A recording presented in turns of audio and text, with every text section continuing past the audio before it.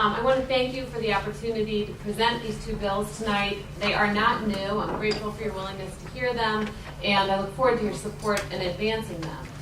Both of these bills create tax credits to support research and development in biotechnology. They are targeted, they are limited, each is capped at $10 million annually, and they build on areas of strength for the state of Missouri. In a nutshell, the bills provide a tax credit through the Department of Economic Development for qualified research expenses. House Bill 1615 includes an additional benefit for R&D that's occurring in distressed communities and actually requires that $6 million of the $10 million in potential credits occurs in distressed communities. House Bill 1615 is broader than the other and is intended to be inclusive of small startup companies that might potentially land in Missouri. House Bill 1616 is language specifically directed towards agricultural biotechnology, plant genomics, medical devices, prescription pharmaceuticals, and the manufacturing of power system technologies. I'm proud that House Bill 1616 has had very broad bipartisan support. In fact, it was included in the first bill to pass out of the House last year.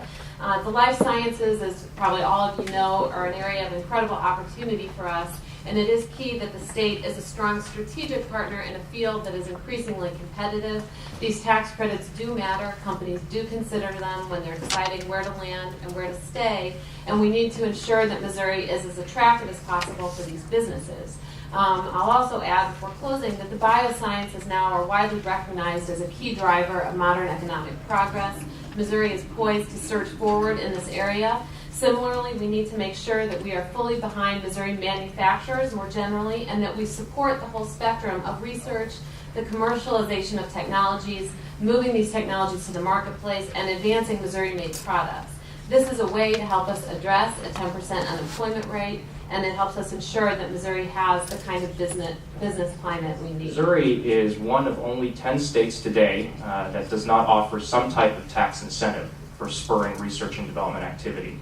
40 states in the U.S. currently offer a corporate income or corporate franchise tax credit for qualified R&D expenditures, some type of sales or property tax exemption for equipment used in R&D, or some combination of both.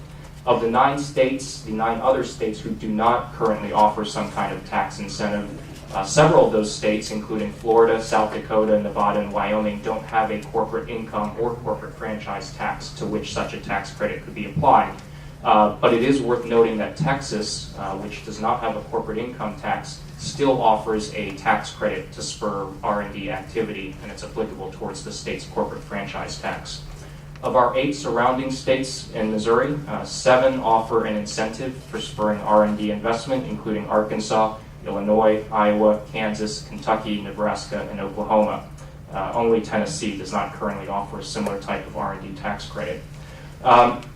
Most tax credits offered by other states very similarly mirror the federal tax credit, which, for the record, was created in 1981. The first state to offer a state-level tax credit was Minnesota. They did so in 1982.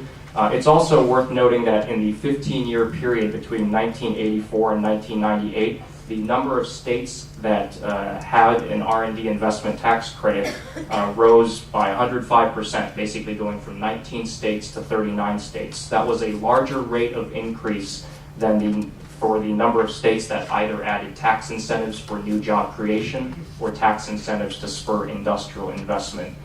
There is no doubt that the aggressive rate at which these states added R&D tax incentives was based on a growing belief at the time that technology and knowledge-based jobs and investment would become increasingly important to state and local economies.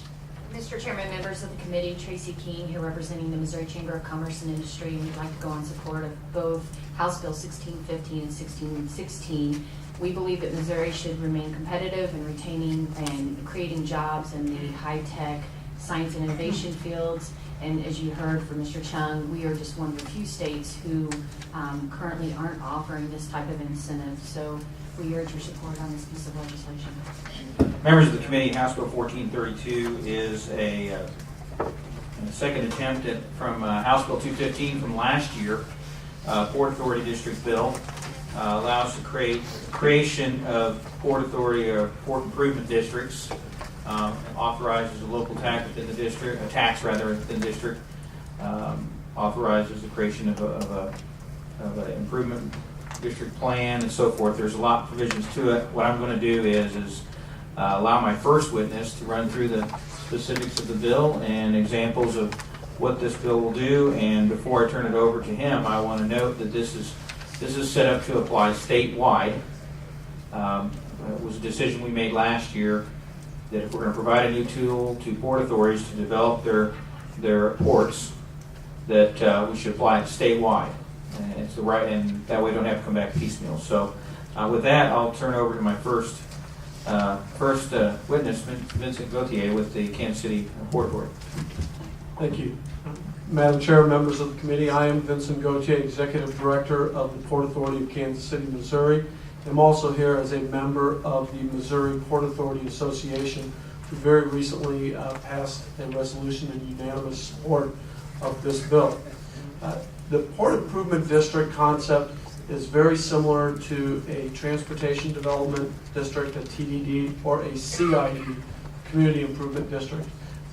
Obviously, because of that, it has a zero fiscal note, but the important thing that differentiates us between a TDD and a CID is that those do not allow us to address the issues very specific to the 14 existing ports in Missouri, and those are typically related to environmental issues, environmental remediation, and to a lesser degree, historical conservation and preservation. Obviously, the ports in this state are typically in the oldest parts of the communities and are known to have a number of historic resources. This would be a self-tax created by the owners within the property. It would have to go, as with the TDDs, to a circuit court to be put into place, and would require 60% of the owners in the area to self-tax themselves. Madam Chairman, members of the committee, Tracy King here representing the Missouri Chamber of Commerce and Industry. We too would like to go on record in support of the legislation. We do appreciate that it's statewide. It could potentially be a tool that's necessary when we talk about international trade and bringing a hub into the state. And so for that reason,